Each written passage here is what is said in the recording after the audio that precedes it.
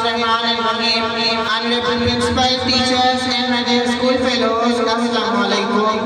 I am Talha Malik from class Inter. Today I am here to conduct a beautiful assembly program for you.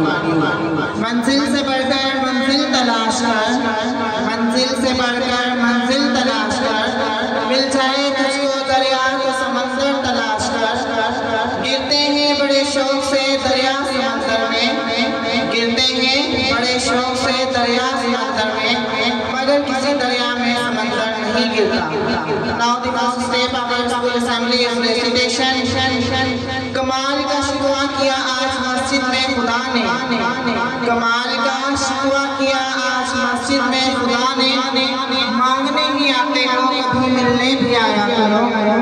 ये मस्जिद भी बड़े जबरदस्त इंसाफ की जगह है, ये मस्जिद भी बड़े जबरदस्त इंसाफ की जगह है, जहाँ अमीर और गरीब दोनों साथ भीख मांगते हैं।